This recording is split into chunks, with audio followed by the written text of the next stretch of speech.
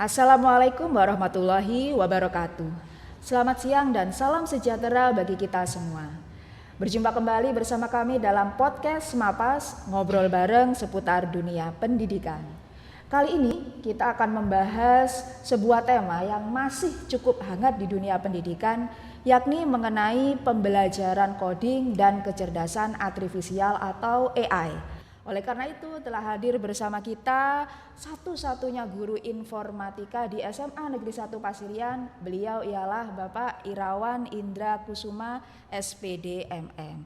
Apa kabar Pak Irawan? Alhamdulillah baik, luar biasa Eka. Bu Eka baik kan? Alhamdulillah. Sehat nggih Pak Ir? Alhamdulillah baik. Pak Ir, langsung saja nggih. Jadi kita tanya-tanya, santai-santai saja Pak Ir nggih. Jadi Pak Ir, ini kan sekarang sedang gaungnya mengenai pembelajaran coding dan AI gitu ya, kecerdasan artifisial. Sebenarnya Pak Ir, apa sih konsep dasar pembelajaran coding dan AI ini? Monggo Pak Ir.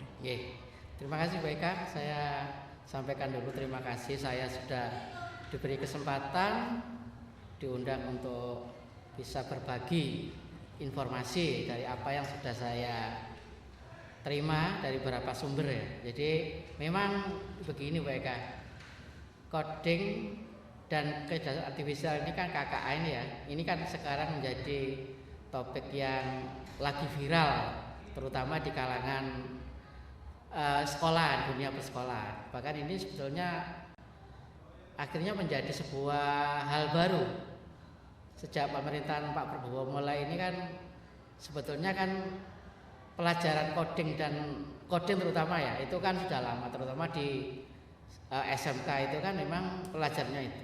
Tetapi pemerintahan yang sekarang itu menganggap bahwa ini menjadi sesuatu yang harus diajarkan mulai dari pendidikan dasar. Makanya ketika dilakukan pelatihan itu kan itu tidak hanya SMK saja, jadi mulai dari pendidikan di sekolah dasar, SMP, SMA, SMK itu semua guru-guru yang ditunjuk itu memang diikutkan dalam pelatihan ini, karena rencananya memang mulai tahun ini kan KKA namanya ya, itu akan mulai diberlakukan sebagai mapel baru.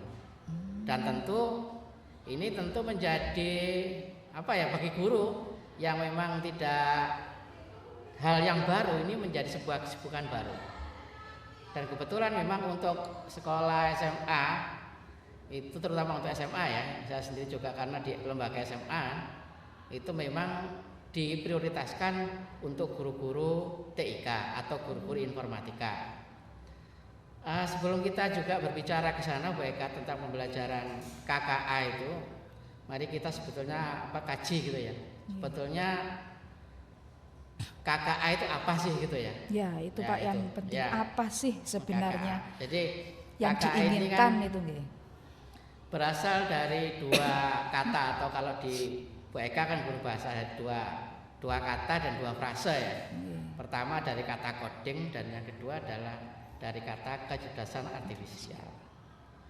Coding itu kalau bayangan kita kemungkinan ya sesuatu tulisan-tulisan yang ruwet yang susah untuk dipahami. Betul. Dan itu mungkin biasa Bu Eka sudah merasakan ya waktu sekolah dulu di SMA ya. Dulu, tapi itu dulu iya. Sekali. Dan memang ketika guru-guru itu ditanya sama instruktur, apakah coding itu menyenangkan, dan tidak ada satupun yang menjawab menyenangkan. Semuanya bilang pusing gitu ya. Betul. Tapi sebetulnya gini Bu Eka, kalau ditinjau dari asal kata, ini kan nanti saya akan membahas tentang dua kata ya. Pertama kata coding, yang kedua adalah kata artificial intelligence. Kita mulai dulu dari kata coding dulu ya. Jadi coding itu mungkin berasal dari kata kode ya. Jadi sebetulnya ini adalah bahasa perantara yang digunakan supaya manusia itu bisa berkomunikasi dengan komputer. Nah, tujuannya apa ya? Supaya komputer itu bisa membantu kita untuk bisa menyelesaikan pekerjaan-pekerjaan kita, yang dimana sifat dasar komputer yang telah diisi dengan banyak aplikasi itu kan sifatnya cepat dan tepat kan. Jadi makanya itulah kelebihan itulah yang mungkin bisa kita manfaatkan dengan kita membuat hal-hal atau pemrograman ya atau perintah-perintah atau instruksi yang harapannya adalah nanti komputer itu bisa membantu pekerjaan kita. Berarti bisa diistilahkan yang lain dengan bahasa pemrograman gitu ya, Pak? Ya, jadi sebetulnya kalau kita bicara komputer itu kan barang mati ya. Nah, tapi kenyataannya kan kalau yang kita saksikan kalau ditanya komputer itu orang bilang semuanya pandai ya, pinter, pandai itu komputer. Tapi kenyataannya kan sebetulnya komputer itu ya nggak bisa apa-apa barang mati. Kalau enggak kita misalkan melakukan rekayasa atau misalkan kita memberikan instruksi kepada dia ya tentu dia enggak bisa apa-apa gitu. Itu di istilah coding. Tapi memang kalau di informatika sendiri ketika kurikulum 13 kemarin sebetulnya sudah saya sendiri sebagai guru informatika itu ya sudah mengajarkan. Artinya bukan menjadi sesuatu yang pelajaran yang baru. Gitu. Artinya ini memang sesuatu yang sudah lama sebetulnya. Itu tentang coding WK. Sekarang saya ke kecerdasan artifisial. Saya memang sangat suka ya kalau membahas sesuatu itu dari asal kata. Kita mulai dari kata artifisial WK ya. Jadi artifisial itu kalau mungkin diterjemahkan menurut bahasanya bahasa Indonesia dalam bahasa kamus itu kan artinya kan sesuatu yang dibuat oleh manusia. Buatan, bukan alamiah kan. Jadi kalau misalkan kecerdasan artifisial ya kecerdasan buatan. Nah kebetulan objeknya adalah komputer memang. Itu. Nah orang membuat artificial intelligence itu kan sebetulnya sebagai bentuk simulasi ya, bagaimana orang itu berpikir. Jadi manusia itu ya mencontoh bagaimana Tuhan itu menciptakan manusia ya, bagaimana manusia mulai pekerjaan dan melakukan respon itu kan komputer ya atau KA ini juga bersumber dari sana sebetulnya. Jadi begini mereka. Jadi kalau prosesnya KA itu komputer itu dibuat yang pertama adalah kita memberikan masukan data. Semakin banyak data yang kita masukkan ke komputer itu, maka kan referensi dia kan semakin banyak. Berarti misalnya Misalnya tentang Lumajang kita memasukkan ya, banyak tentang Lumajang ya. gitu kan. Akhirnya disimpan oleh si komputer tersebut gitu Pak. Gitu. Iya. Selanjutnya itu diolah oleh komputernya. Iya. Gitu. Jadi ini mereka. Jadi ya sebetulnya kita tidak memasukkan secara langsung, artinya sudah ada pemrograman ya yang komputer itu bisa mencari sendiri. Jadi begitu kita mengakses internet sebetulnya itu kita sudah masukkan data ke KA sebetulnya ya, dan mereka mempelajari atau menganalisis polanya, kemudian baru dia menentukan keputusan berdasarkan pola-pola yang sudah dia pelajari. Artinya gini, memang sebetulnya sekarang ini kan KA itu sebetulnya komputer itu dibuat bisa belajar sendiri. Kalau dia sudah pintar belajar, maka dia bisa mengambil keputusan dengan tepat gitu. Tapi tetap nanti semuanya kembali lagi baik itu yang KA atau kecerdasan artifisial. Jadi KA tadi bukan kereta api gitu Bapak Ibu, tapi kecerdasan artifisial atau mungkin yang kerennya tuh AI gitu AI kalau dalam bahasa Inggrisnya. Berjalannya si AI ini pun ternyata kalau tadi dari penjelasan Pak Irawan kembali lagi dia bisa berfungsi kalau codingnya itu tepat, kalau code-nya itu tepat gitu Pak. Jadi ternyata KKA, coding dan kecerdasan artifisial ini memang jadi satu kesatuan gitu Pak. Seperti itu. Ya cuman memang dalam harapannya memang ini Pak, tidak sepenuhnya kita itu atau setiap peserta didik itu mampu menciptakan KA ya. Menurut saya begitu, karena memang proses ini kalau hanya sekedar di SMA mungkin terlalu sulit, terlalu banyak yang dipelajari.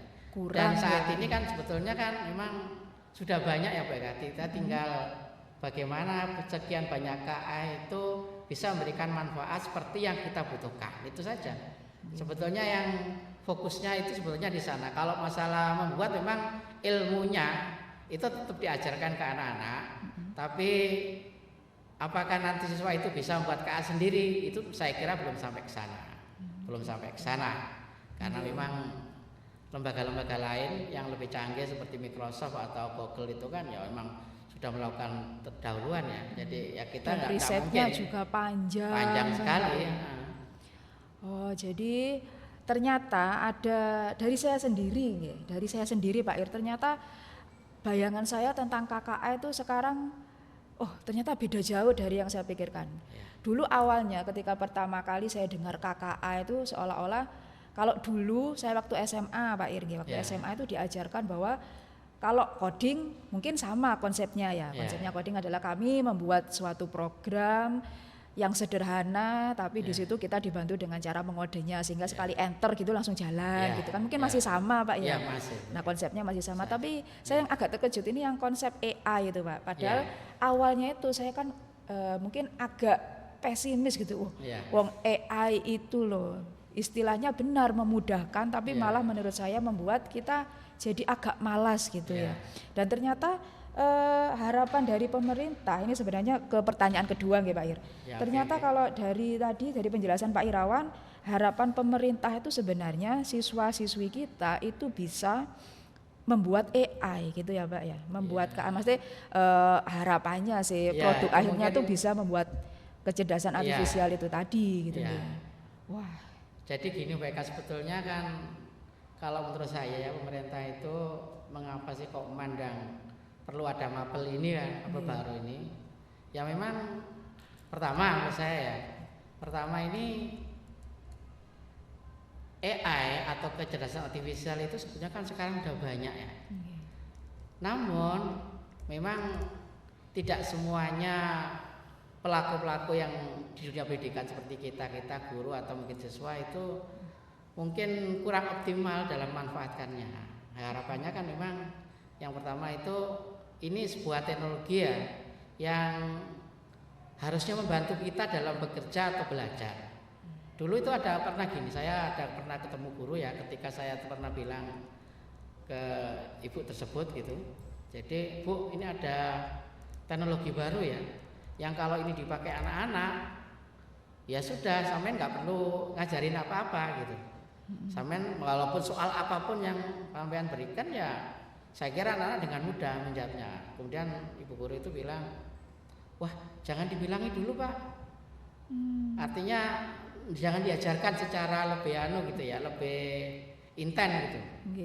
Jadi ya sudah biarkan mereka mencari sendiri. Tapi kan kenyataannya gini Mbak Eka, kita ini ya ndak mau ya kita ndak bisa memungkiri ya, adalah naif ya kalau misalnya kita memungkiri bahwa dunia sekarang ini atau kehidupan kita sekarang ini sudah penuh dengan AI memang. Jadi apakah ini kita tolak? Kan nggak mungkin, nggak mungkin kita tolak. Jadi yang bijak menurut saya adalah kita tetap harus menggunakan ini, tetapi tentu ada jangan menjadi gitu dapat batasan, jangan sampai ketergantungan itu ya, yang dibilang Pak Menteri akan menjadi sesuatu yang ketergantungan. Serta merta mengandalkan AI, saya mau ini AI, mau itu AI, sehingga hasilnya ya kembali lagi mereka tidak paham konsep dasarnya itu kan Pak. Jadi mungkin yang perlu ada perubahan adalah bagaimana orientasi guru itu mengajar. Kalau masalah anak-anak itu diberikan PR atau mencari referensi itu sudah tidak bisa dihalang-halangi. Ini pasti mereka menggunakan ini karena ini kan namanya fasilitas mereka.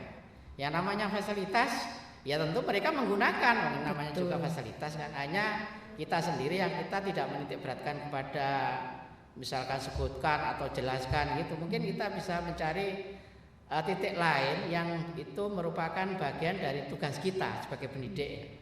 Apakah kemampuan mereka untuk mengungkapkan dengan kalimat dia sendiri, atau misalkan bagaimana mereka ada dari sumber yang ada ini mereka menjadi bentuk yang lain gitu kan. Ini yang harus kita kembangkan ke sana.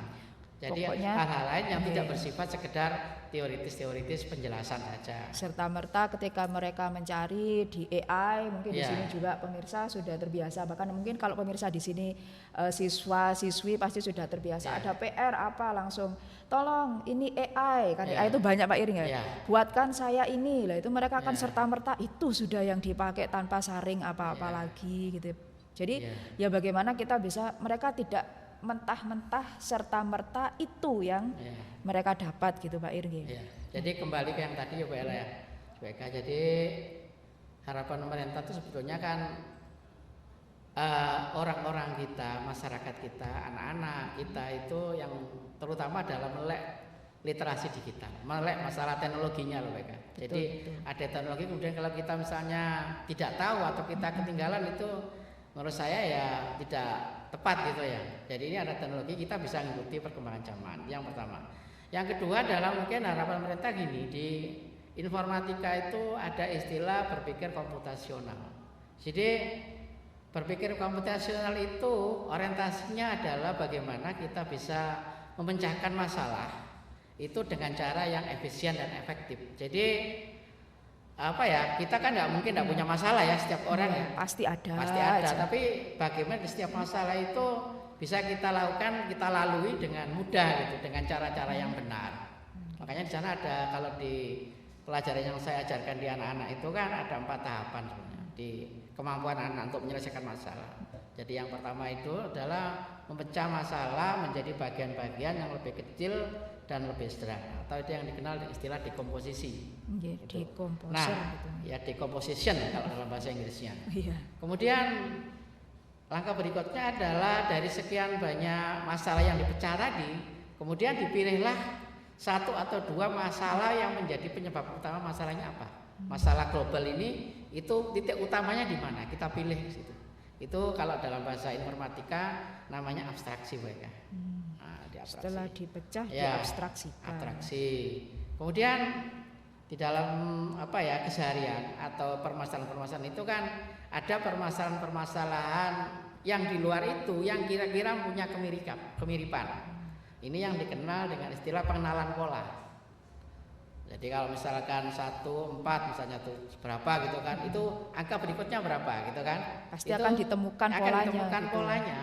Ditemukan pola, dan kita artinya dengan mengacu ke pola-pola yang sudah terjadi di sekitar kita itu bisa membuat rumus-rumusan yang kira-kira itu jangan sampai meleset. Dan yang paling penting adalah ada istilah algoritma. Algoritma itu ada masalah ya, bagaimana kita membuat urut-urutan langkah-langkah untuk menyelesaikan masalah itu, urut-urutan yang benar gitu kan. Jadi itu, harapannya kedua itu, jadi anak-anak itu diharapkan mampu menyelesaikan masalah dengan menggunakan metode berpikir komputasional.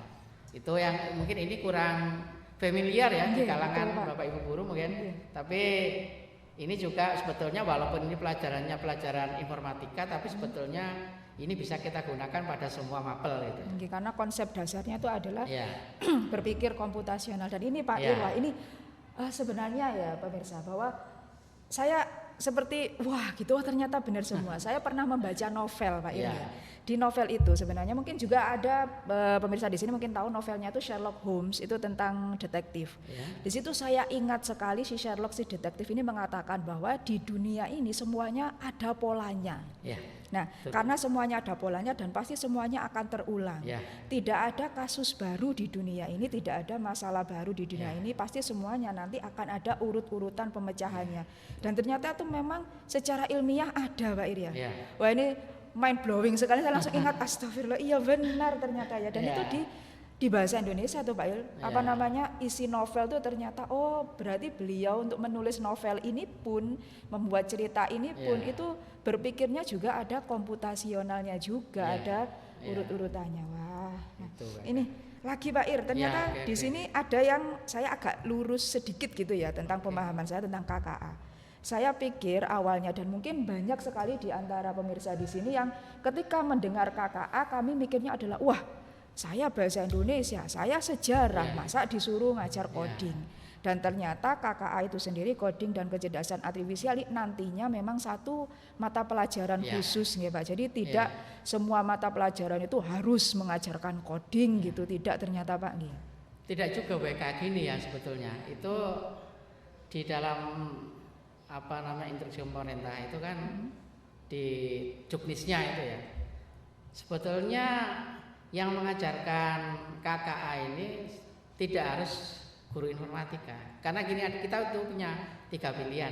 Okay. Artinya punya 3 pilihan dalam pembelajaran itu. Yang pertama itu sebagai mapel tersendiri, yang JP-nya itu 2 jam, 2 JP.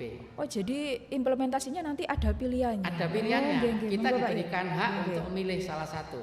Itu yang pertama ya, sebagai mapel mapel pilihan. sendiri. Yang JP-nya adalah sebanyak 2. Yang kedua adalah sebagai kompetensi yang diintegrasikan dengan mapel lain. Artinya Bu Eka kan guru bahasa ya. Artinya tidak menutup kemungkinan mungkin kalau coding tidak terlalu terkait ya. Tapi kalau misalnya AI-nya saya kira Bu Eka juga bisa mengajarkan itu. Karena gini Bu Eka, saya juga sempat mengajarkan ke anak-anak itu gini, yang mungkin dekat dengan bahasa ya. Jadi AI itu akan memberikan respon jawaban itu sesuai dengan apa yang kita minta. Artinya gini Bu Eka, semakin detail yang kita sampaikan ke dia, maka mungkin respon yang dia berikan kepada kita itu akan semakin memuaskan, akan sesuai dengan apa yang kita inginkan. Makanya di sana kan ada kemampuan mengolah kata ya, anak-anak itu membuat kalimat yang kira-kira itu nanti hasilnya itu bisa sesuai benar gitu dengan yang kita harapkan. Gitu. Jadi kalau misalkan ini contoh ya, misalkan Mbak Eka misalnya mau minta sepatu ke Pak Helmi misalnya. Misalnya Mas, tukokno sepatu misalnya gitu kan, berikan sepatu. Tidak spesifik, pokoknya Maka sepatu. tentu gitu. ketika Pak Helmi ini datang memberikan sepatu, pasti adalah tidak akan pernah cocok itu. Kenapa? Kesalahannya adalah karena Bu Eka tidak memberikan kalimat-kalimat yang detail, misalnya sepatunya apa, gitu, warnanya apa, ukurannya berapa. Kok ini yang datang, kok sepatu bal-balan. Iya. Saya enggak mau bal-balan gitu. Ya sama dengan AI tadi ya, dia ada istilah prompt ya. Gitu. Jadi keterampilan menuliskan prompt ini juga sangat dekat dengan bahasa, sangat dekat sekali. Jadi bagaimana kita memberikan perintah supaya ya AI-nya itu mengolah informasi yang dia punya sesuai dengan apa yang kita butuhkan gitu Pak Ir. Makanya sekarang kan ada beberapa pelatihan-pelatihan itu yang khusus menyusun prompt. Jadi betul-betul supaya apapun yang kita inginkan di matematika misalnya analisis data misalnya. Ya kalau kita misalnya pintar ya membuat prompt, membuat kalimat yang sesuai ya mungkin ya akan diberikan jawaban yang mungkin seperti yang kita inginkan. Tapi kalau misalnya kita memang tidak pintar membuat kalimat itu tentu tidak akan sesuai dengan apa yang kita inginkan. Ini SPSS bisa lewat ini Pak. Itu materi sulit SPSS itu. Iya memang terbukti Pak Ir ya. Kami kan saya juga pernah ngobrol dengan pengajar matematika, bapak-bapak pengajar matematika itu pernah waktu ujian itu beliau cerita bahwa wah siswa kita ini pinter Bu Eka gitu kan. Lah kok bisa Pak? Lah wong saya punya istilahnya tuh begini. Dari ruang guru disuruh ke lobi gitu ya.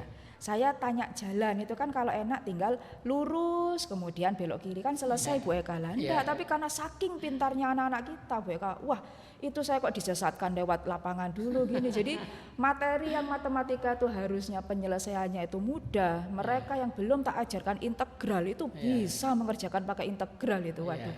Nah itu kan salah satu bukti bahwa penyusunan kalimat kepada AI, permintaan kita pada AI itu juga perlu pembelajaran sebenarnya Pak Ir.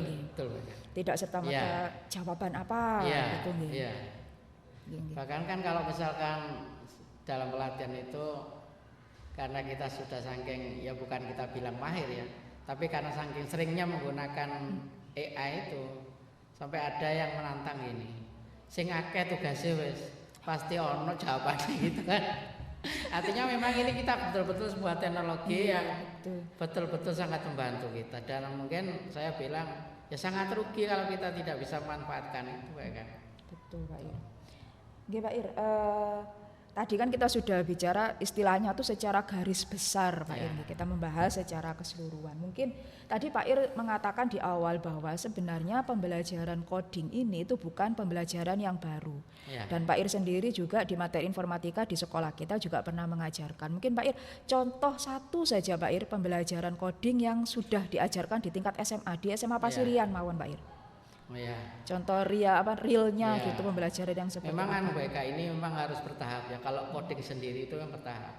Pertama ini kan gini, kalau sekarang ini yang dianjurkan itu ada namanya bahasa program Python ya. Ini yang memang sekarang lagi diharapkan pemerintah lah untuk dipakai gitu. Kenapa? Karena ini memang punya beberapa kelebihan yang dibandingkan dengan yang sekitar 100 lebih bahasa pemrograman itu banyak Mbak Eka. Itu memang ada di materi sekolah Pak Irmi, di materi anak-anak ada. Jadi mungkin tahapannya ya tadi saya juga ngajar. Jadi pertama mungkin kita dari instalasi dulu, instalasi aplikasinya ya. Karena memang salah satu kelemahan kita itu tidak bisa melaksanakan coding itu kan ya mungkin masalah sarana terutama.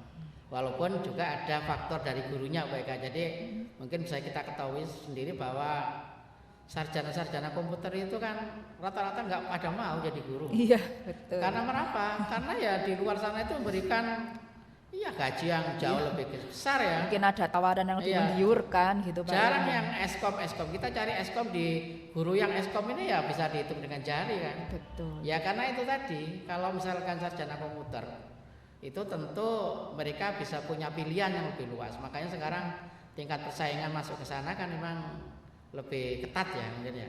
Nah itu jadi, tapi saya sendiri loh ya, saya sendiri yang mau saya cerita, saya kan tidak punya background komputer, apalagi saya termasuk dari orde baru lah, kalau orde baru. Jadi sebetulnya belajar komputer itu ya masih belum mulai dari dasar gitu. Tapi kita kalau belajar komputer itu sebetulnya tidak harus mahir, tidak harus backgroundnya itu sarjana komputer sebetulnya ya. Pokoknya mau belajar. Asal mau belajar, salah semua pun bisa. Sama juga mengajar KKA ini juga tidak harus guru komputer. Tidak harus, ini perlu digarisbawahi ini. Artinya semua guru itu boleh. Oh ya tadi ada yang ketinggalan ya satu ya. Selain tadi itu melalui mapel tersendiri, terintegrasi dengan mapel lain. Kemudian yang terakhir yang paling jelek itu adalah dimasukkan ke dalam ekstra ya. Jadi dimasukkan ekstra itu pilihan. Tiga pilihan. Tuh. Mungkin seperti ekskul pemrograman atau ekskul komputer gitu Pak. Terus saya kembali ke tadi ya ke pertanyaan terakhir tadi. Contohnya implementasi di SMA kita. Saya mulai dari install aplikasi. Saya kebetulan karena anak-anak yang paling dimiliki itu kan smartphone, HP ya. Ya sudah itulah yang kita pakai. Oh bisa Pak ya? Ya bisa, kita bisa menginstal aplikasi-aplikasi Python itu bisa dari HP itu yang pertama. Yang kedua kita pengenalan secara paling tidak itu teorinya dulu. Teorinya apa yang dimaksud dengan tipe data, kemudian sintaks-sintaknya itu perlu kita antarkan dulu. Kemudian saya berikan contoh-contoh sederhana. Nanti kita mulai ke beberapa fungsi-fungsi ya. Jadi fungsi pilihan, percabangan, kemudian sampai kepada proyek Mbak. Jadi kita mau bikin apa gitu nanti. Nah itu kita bisa menerapkan konsep-konsep yang ada di coding itu sampai kita bisa menyelesaikan berbagai macam permasalahan yang bisa dipilih anak-anak kalau di proyek itu. Nanti kalau muara saya nanti ke sana. Jadi anak-anak itu bisa buat apa gitu yang itu menggunakan coding yang sudah mereka pelajari gitu. Contohnya Pak, misalnya ya, misalkan kalau yang buat apa gitu, apa itu apa Pak produknya gitu misalnya. Ya.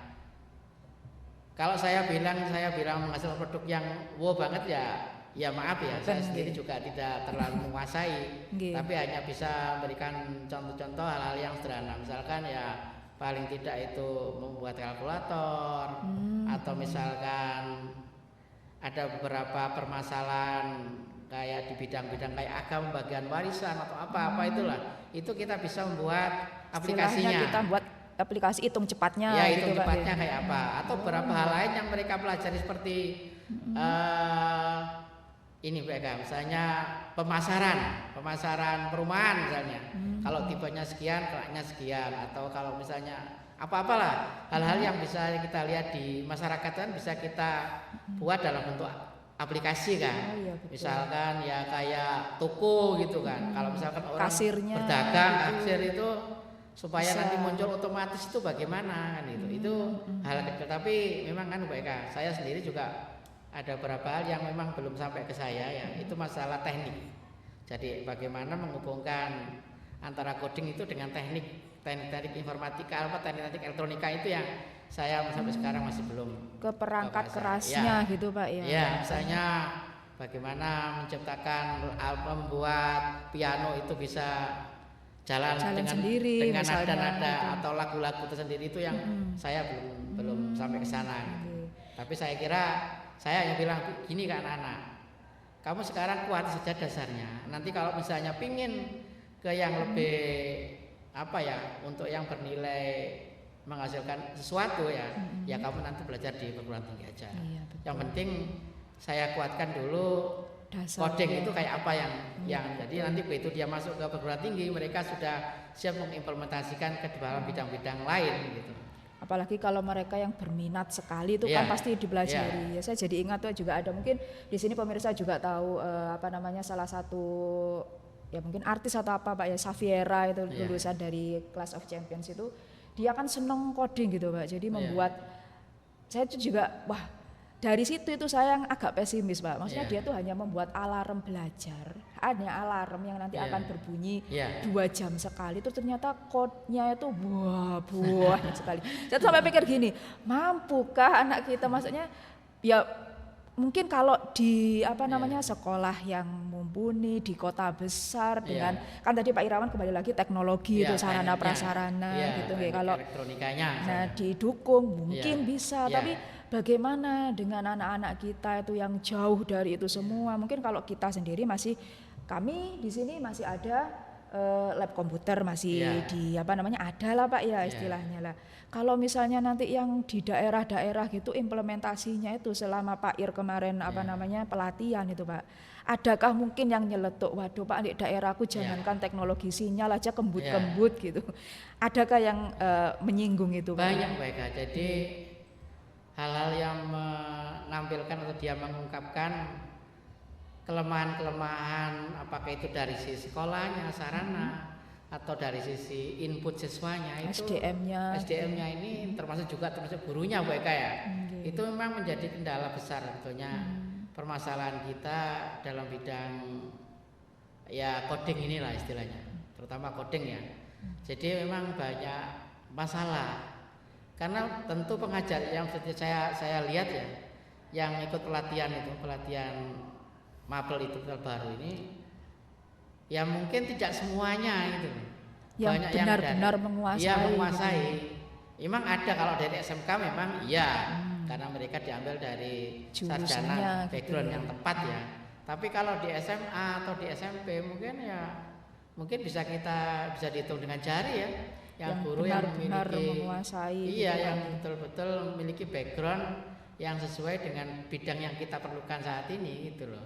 Jadi saya pikir kalau untuk di Pasirian sendiri di Pasirian ini memang kita punya harapan yang mungkin lebih dari ukuran anak-anak ya. Tapi lagi-lagi prinsip saya itu kalau misalkan kita bersama anak-anak itu yang penting anak-anak itu senang.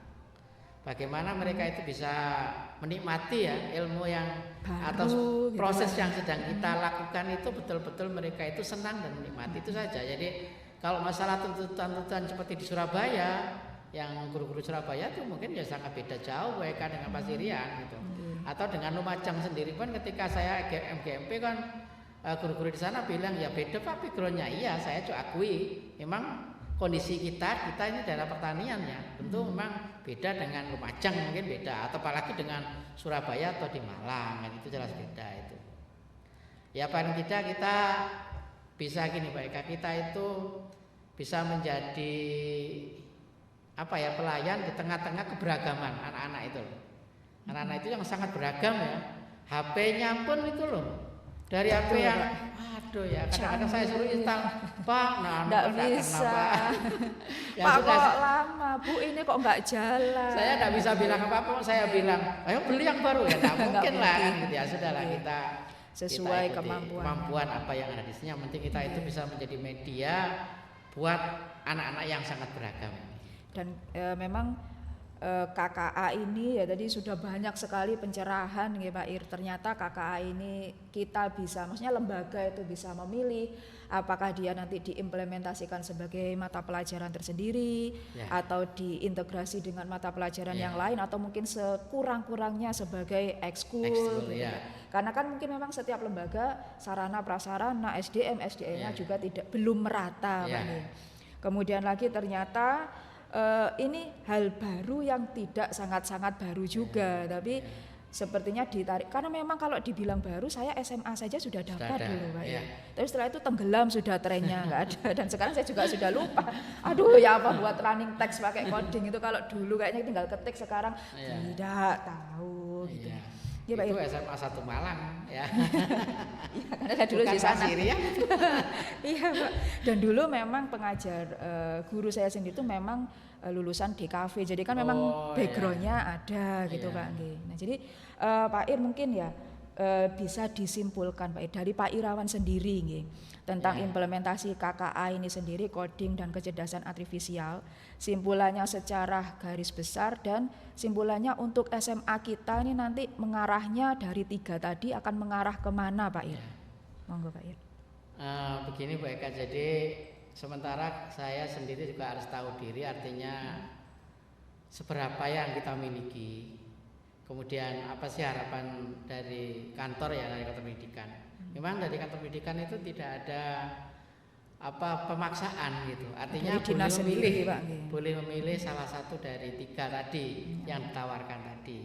Tapi walaupun ini memang betul-betul belum diluncurkan ya oleh pihak manajemen SMA Pasirian, tapi tetap akan saya mulai saya sendiri sudah mulai pembelajaran ini, artinya walaupun terintegrasi ya dengan informatika, karena saya sendiri terus terang merasa bertanggung jawab ya. Artinya walaupun ini bukan sebuah mapel yang tersendiri, tapi tetap muatan-muatan coding dan kecerdasan artifisial ini tetap akan saya gunakan terus. Artinya paling tidak itu sebagai media belajar untuk anak-anak. Artinya bagaimana anak-anak itu ini ada teknologi dan bagaimana kamu bisa manfaatkannya, itu tetap akan saya lakukan Pak Eka. Artinya karena memang sebetulnya banyak kesempatan kita itu bisa menerapkan ini. Gitu. Jadi walaupun memang kalau yang codingnya sendiri itu lebih saya fokuskan nanti di kelas 11 dan seterusnya, kelas 12. Tapi untuk anak kelas 10 biar juga dia juga tidak merasa takut bahwa ini menjadi sesuatu yang sulit, saya memang sengaja saya tahan dulu. Saya tahan dulu, tidak saya terapkan secara langsung gitu. Serta-merta gitu. Ya. Ini coding gitu. Ya, ini coding, ini harus yang gini, tidak. Tapi paling itu saya juga memberikan motivasi beberapa profesi-profesi yang menjanjikan. Jadi kalau kamu misalkan menguasai ini, maka balikan yang bisa kamu terima itu sangat besar gitu. Mungkin ini bisa membuat anak-anak tertarik untuk bisa ingin tahu dan mendalami lah materi ini, walaupun sebetulnya dari sekian banyak anak itu memang tidak terlalu banyak lah Pak kalau di Pasiren. Yang misalnya betul-betul Pak ini gimana ya minat sekali. Ya minat gitu. Sekali itu ya enggak, kayak yang jelas kita harus tetap mensosialisasikan ya. Artinya supaya ini menjadi paling tidak mereka itu melek teknologi lah. Ini jangan sampai walaupun kita itu ada di pinggir kabupaten tapi jangan sampai kita itu enggak tahu teknologi kan itu. Itu paling tidak minimal itu. Karena gini mereka. Jadi sebetulnya pemerintah ya kalau misalkan terkait dengan masalah teknologi itu bukan sekedar pinter mereka, tapi bijaksana. Nah itu Pak ya. Bijaksana dalam menggunakan teknologi, gitu kan. Nah ini yang kadang-kadang anak-anak itu yang saya bilang kalau nggak bijaksana mungkin ini akan jadi permasalahan baru kan. Makanya salah satu misi saya itu adalah anak-anak itu bagaimana menggunakan teknologi itu dengan tepat dan baik artinya gitu. Kalau misalkan dia misalnya upload apa-apa yang sebetulnya itu sebetulnya tidak etis itu, maka kalau bisa jangan sampai dilakukan. Paling tidak itu, walaupun mereka pinter melihat miliknya orang, melihat pun kadang-kadang kalau bisa kita sesuaikan dengan umur kita, kepentingan kita. Jadi ada beberapa konten yang sebetulnya itu tidak cocok buat anak-anak sebetulnya gitu. Iya, termasuk juga masalah mengunggul privasi dia itu betul-betul dijaga gitu. Iya, Jangan sekarang sampai dikit-dikit dikit-dikit upload, upload kan gitu kan, ini Nggih. membahayakan untuk keselamatan dia kan gitu. Nggih. Ya gitu kan. Jadi memang sebenarnya melek teknologi di sini kalau kita bilang gadget bisa kita katakan 100% siswa kita punya gadget, Pak. Ya, Minimal betul. adalah HP. Ya. Kalau kita bilang mereka punya gadget, mereka punya teknologi ada, tapi penggunaannya itu yang Ya. sebenarnya masih belum Ya. mungkin belum tepat, Ya. kurang tepat gitu Pak Ir. Ya. Kalau mereka dikatakan, saya selalu bilang gini, entah ini saya benar atau tidak ya Pak Ir. Ya. Karena ada penelitiannya bahwa semua orang yang bisa main game, apalagi game online seperti dirimu, ini ada penelitiannya, silakan nanti dibuktikan sendiri, cari kalau kalian ada waktu. Kalian yang bisa main game itu sebenarnya kalian cerdas. Mengapa? Karena otak, mata, tangan bekerja secara cepat, secara bersamaan. Simultan, ya. Nah, simultan itu kalian bisa. Ya. Tapi mengapa ketika teknologi itu kita gunakan ke yang lain, kok kayaknya lama sekali? Contoh saja Pak Ir, saya pernah minta mereka cuma mencari materi yang sesuai. Satu kelas tidak ada yang dapat. Bu, yang mana sih ini Bu? Kok saya nggak dapat? Satu kelas nggak ada yang dapat Pak Ir. Bahkan menggunakan AI itu pun, karena tadi kembali lagi promnya itu ya. Sudah saya tantang, ayo tak tantang gunakan AI-mu, tanya ke siapapun, Gemini, ChatGPT, si WA AI itu ya. Silakan tanya, bisa tidak memecahkan satu masalah ini? Satu kelas nggak ada yang bisa. Berarti di situ kan juga bukti bahwa kita bisa mengoperasikan gadget bukan berarti kita melek teknologi. Begitu nggih Pak Ir? Iya, betul. Mungkin Pak Ir dari KKA yang tadi sudah disampaikan Pak Irawan, adakah yang masih tertinggal Pak Ir? Karena wah ini benar-benar mind blowing, apalagi tadi yang 4 berpikir komputasi itu saya ini di novel lama itu aja sudah ternyata ada ya gitu, dan ini ada ilmiahnya gitu. Iya. Jadi sebetulnya gini Pak Eka, jadi mungkin hal lain ya yang belum saya sampaikan adalah sebetulnya pelajaran KKA atau coding ya itu sebetulnya memberikan wahana bagi anak-anak itu untuk kritis, inovatif, kemudian bisa menemukan hal-hal yang pemecahan baru gitu ya. Jadi misalkan kalau misalkan mau menyelesaikan ini, itu sebetulnya dibutuhkan apa ya inputnya gitu kan. Jadi untuk menyelesaikan sebuah masalah apa sih yang diperlukan? Kalau misalkan orang masak itu kan mungkin ada perlu alat apa, bahannya apa, itu yang pertama kemampuan yang dia miliki. Yang kedua adalah dari alat dan bahan yang sudah tersedia itu bagaimana cara mengolahnya, bagaimana cara mengemasnya itu supaya menjadi sesuatu yang mampu bisa menyelesaikan sebuah masalah. Jadi memang ini kalau anak-anak itu bisa menghayati ya, atau mungkin bapak gurunya saya terutama ya, itu bisa mengarahkan anak-anak itu sebetulnya itu bisa menemukan teknik-teknik baru dalam penyelesaian masalah, terutama yang terkait dengan bagaimana solusi tadi itu bisa dikomputerkan. Nah gitu loh Pak. Jadi ini akan menjadi penemuan baru bagi anak-anak. Oh kalau masalahnya gini dengan cara komputer itu ternyata ya lebih mudah gini ya aja misalnya gitu ya. Dan itu hasil akhirnya ternyata lebih mudah ya. Pakai ini aja, pakai aplikasi ini, dia yang bisa membuat sendiri gitu. Maksud saya gitu. Suatu ketika harapan saya itu juga begitu ya kan.